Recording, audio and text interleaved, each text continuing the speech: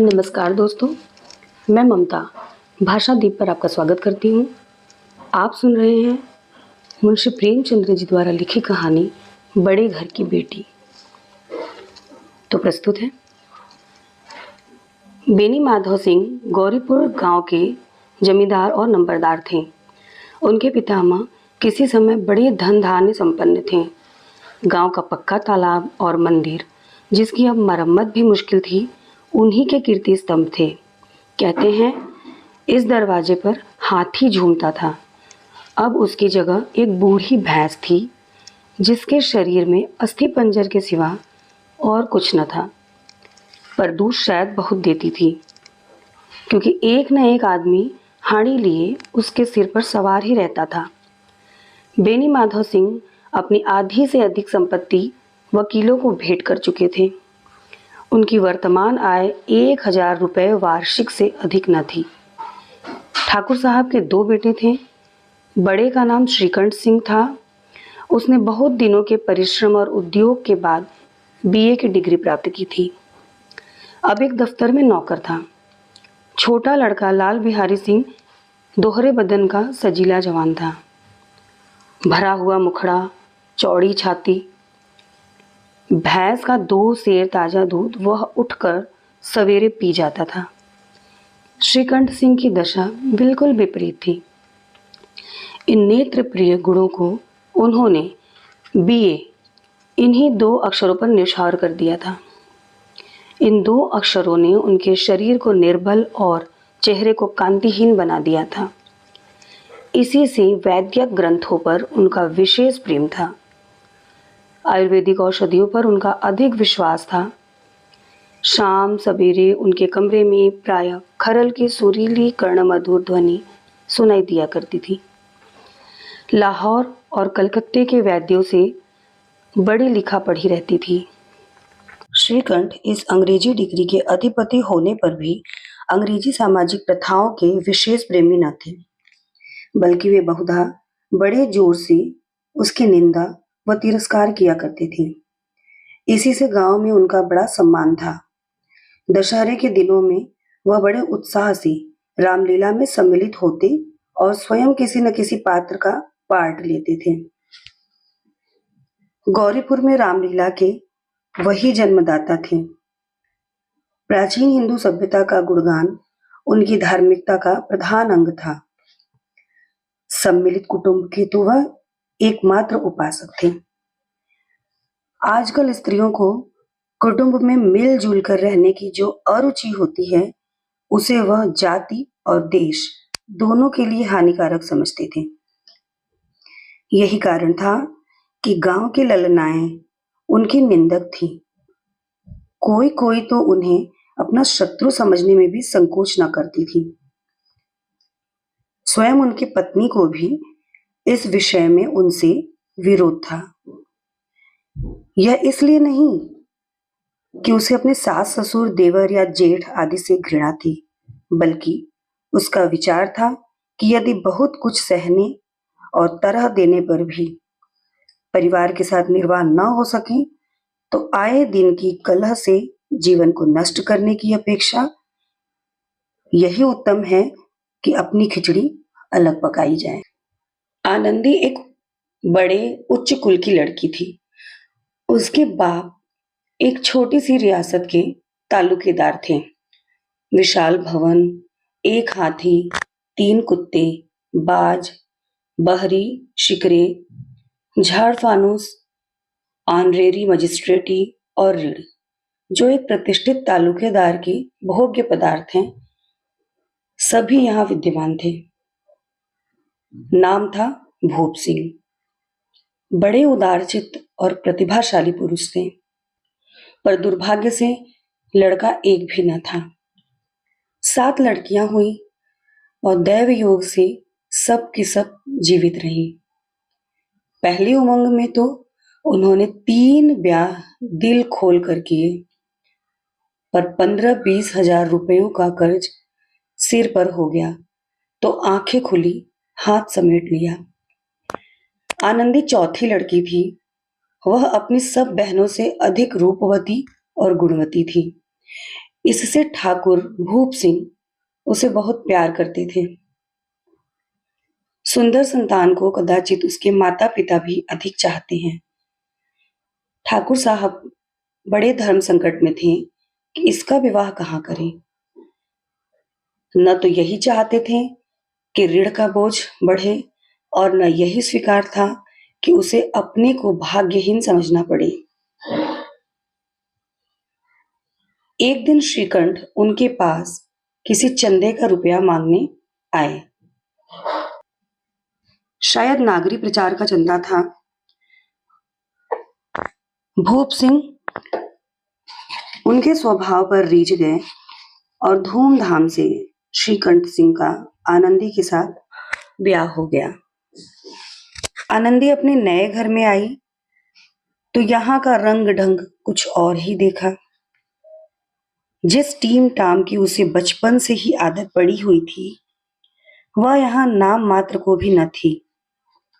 हाथी घोड़ों का तो कहना ही क्या, कोई सजी हुई सुंदर बहली तक न थी। रेशमी स्लीपर साथ लाई थी, पर यहाँ बाग कहाँ। मकान में खिड़कियां तक न थी, न जमीन पर फर्श, न दीवार पर तस्वीरें। यह एक सीधा सादा देहाती गृहस्थ का मकान था। किंतु आनंदी ने थोड़े ही दिनों में अपने को इस नई अवस्था में ऐसा अनुकूल बना लिया मानो उसने विलास के सामान कभी देखे ही न थे। एक दिन दोपहर के समय लाल बिहारी सिंह 2 चिड़िया लिए हुए आया और भावच से बोला, जल्दी से पका दो, मुझे भूख लगी है। आनंदी भोजन बनाकर उसकी राह देख रही थी। अब वह नया व्यंजन बनाने बैठी। हांडी में देखा तो घी पाव भर से अधिक न था। बड़े घर की बेटी किफायत क्या जाने, उसने सब घी मांस में डाल दिया। लाल बिहारी खाने बैठा तो दाल में घी न था। बोला, दाल में घी क्यों नहीं छोड़ा? आनंदी ने कहा, घी सब मांस में पड़ गया। लाल बिहारी जोर से बोला, अभी परसों घी आया है, इतना जल्दी उठ गया? आनंदी ने उत्तर दिया, आज तो कुल पाव भर रहा होगा, वह सब मैंने मांस में डाल दिया। जिस तरह सूखी लकड़ी जल्दी से जल उठती है, उसी तरह क्षुधा से बावला मनुष्य जरा जरा सी बात पर तिनक जाता है। लाल बिहारी को भावच की यह ढिठाई बहुत बुरी मालूम हुई। तिनक कर बोला, मैके में तो चाहे घी की नदी बहती हो। स्त्रियां गालियां सह लेती हैं, मार भी सह लेती हैं, पर मैके की निंदा उनसे नहीं सही जाती। आनंदी मुंह फेर कर बोली, हाथी मरा भी तो 9 लाख का, वहां इतना घी नित्य नाई कहार खा जाते हैं। लाल बिहारी जल गया, थाली उठाकर पलट दी और बोला, जी चाहता है जीप पकड़कर खींच लूं। आनंदी को भी क्रोध आ गया, मुंह लाल हो गया। बोली, वह होते तो आज इसका मजा चखाते। अब अपड़ उजड़ ठाकुर से रहा न गया। उसकी स्त्री एक साधारण जमींदार की बेटी थी। जब जी चाहता उस पर हाथ साफ कर लिया करता था। खड़ाऊ उठाकर आनंदी की ओर जोर से फेंकी और बोला, जिसके गुमान पर भूली हो ना, उसे भी देखूंगा और तुम्हें भी। आनंदी ने हाथ से खड़ाऊ रोकी, सिर बच गया, पर उंगली में बड़ी चोट आई। क्रोध के मारे हवा में हिलते पत्ते की भांति कांपती हुई अपने कमरे में आकर खड़ी हो गई। स्त्री का बल और साहस, मान और मर्यादा पति तक है। उसे अपने पति के ही बल और पुरुषत्व का घमंड होता है। आनंदी खून का घूंट पीकर रह गई। श्रीकंठ सिंह शनिवार को घर आया करते थे। बृहस्पति को यह घटना हुई थी। 2 दिन तक आनंदी कोप भवन में रही, न कुछ खाया न पिया, उनकी बाट देखती रही। अंत में शनिवार को वह नियमानुकूल संध्या समय घर आए और आकर बैठकर कुछ इधर उधर की बातें, कुछ देश काल संबंधी समाचार तथा कुछ नए मुकदमों आदि की चर्चा करने लगे। यह वार्तालाप 10 बजे रात तक होता रहा।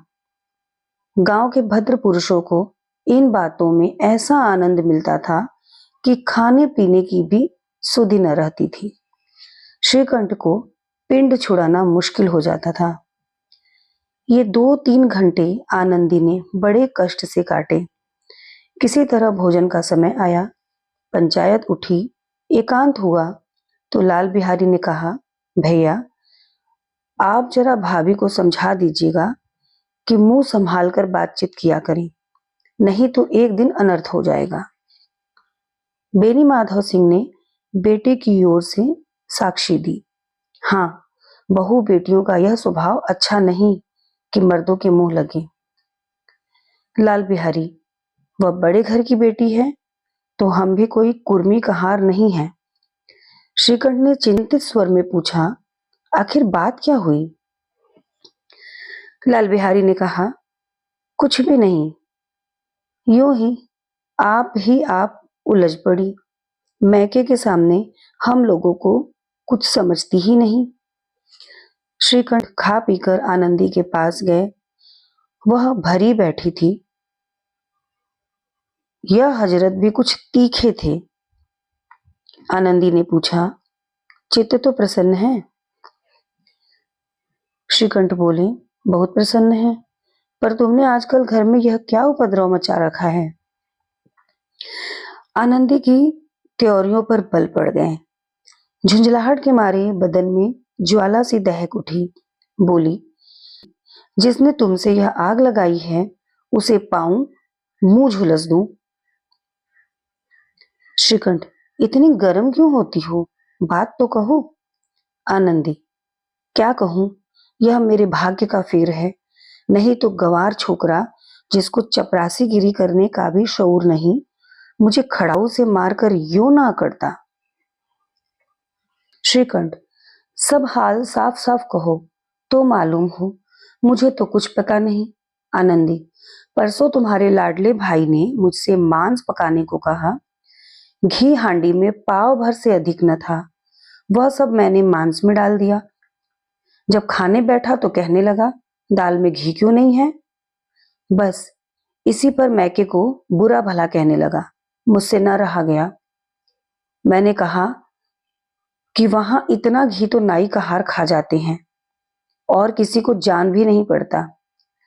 बस इतनी सी बात पर इस अन्यायी ने मुझ पर खड़ाऊ फेंक मारी। यदि हाथ से न रोक लूं तो सिर फट जाए। उसी से पूछो, मैंने जो कुछ कहा है वह सच है या झूठ? श्रीकंठ की आंखें लाल हो गईं।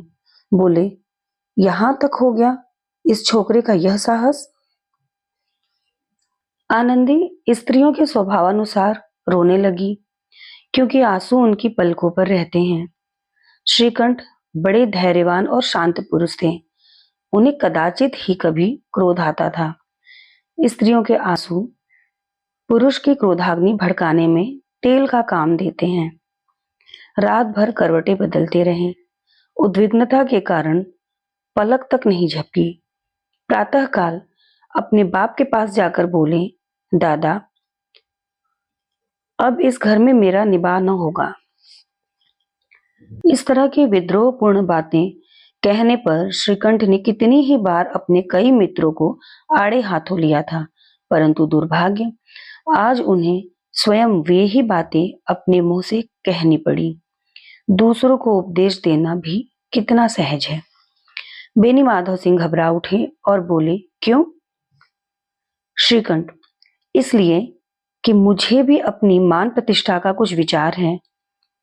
आपके घर में अब अन्याय और हठ का प्रकोप हो रहा है।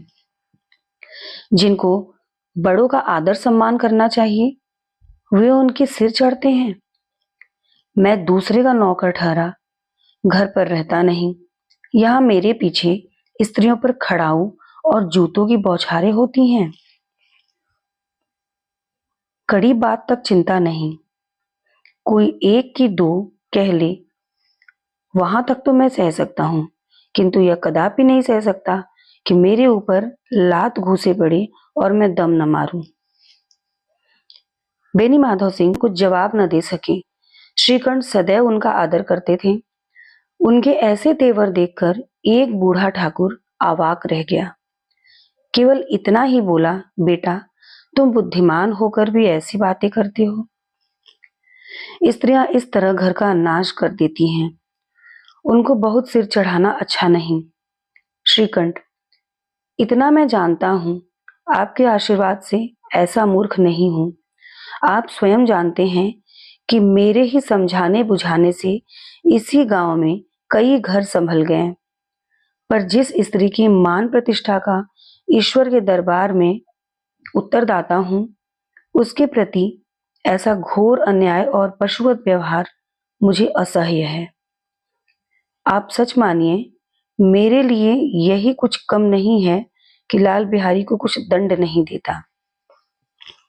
अब बेनी माधव सिंह भी गरमाए, ऐसी बातें और न सुन सके।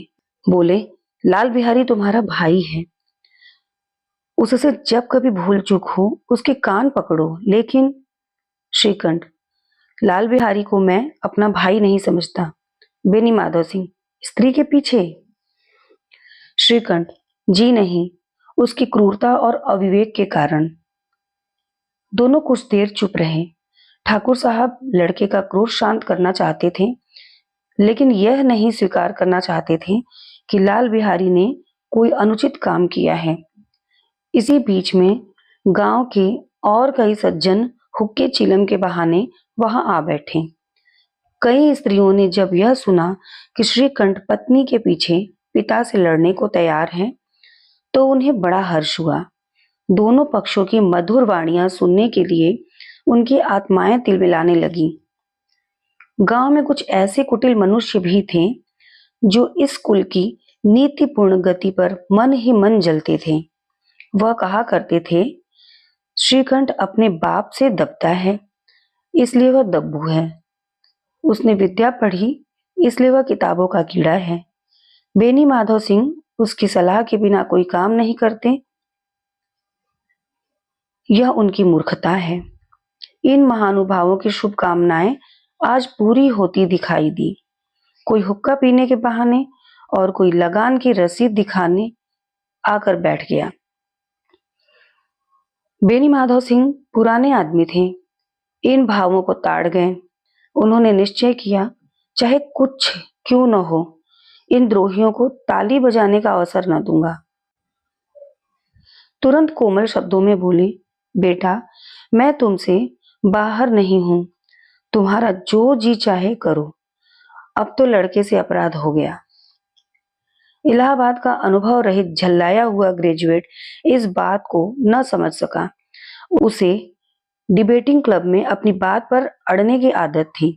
इन हथकंडों की उसे क्या खबर। बाप ने जिस मतलब से बात पलटी थी वह उसकी समझ में न आया। बोला, लाल बिहारी के साथ अब इस घर में नहीं रह सकता। बेनी माधव, बेटा बुद्धिमान लोग मूर्खों की बात पर ध्यान नहीं देते। वह बेसमझ लड़का है, उससे जो कुछ भूल हुई उसे तुम बड़े होकर क्षमा करो। श्रीकंठ, उसकी इस दुष्टता को मैं कदापि नहीं सह सकता। या तो वही घर में रहेगा या मैं। आपको यदि वह अधिक प्यारा है तो मुझे विदा कीजिए। मैं अपना भार आप संभाल लूंगा। यदि मुझे रखना चाहते हैं तो उससे कहिए जहां चाहे चला जाए। बस यह मेरा अंतिम निश्चय है। लाल बिहारी सिंह दरवाजे की चौखट पर चुपचाप खड़ा बड़े भाई की बातें सुन रहा था। वह उनका बहुत आदर करता था। उसे कभी इतना साहस न हुआ था कि श्रीकंठ के सामने चारपाई पर बैठ जाए, हुक्का पी ले या पान खा ले। बाप का भी वह इतना मान न करता था। श्रीकंठ का भी उस पर हार्दिक स्नेह था। अपने होश में उन्होंने कभी उसे घुड़का तक न था। जब वह इलाहाबाद से आते तो उसके लिए कोई न कोई वस्तु अवश्य लाते। मुकद्दर की जोड़ी उन्होंने ही बनवा दी थी।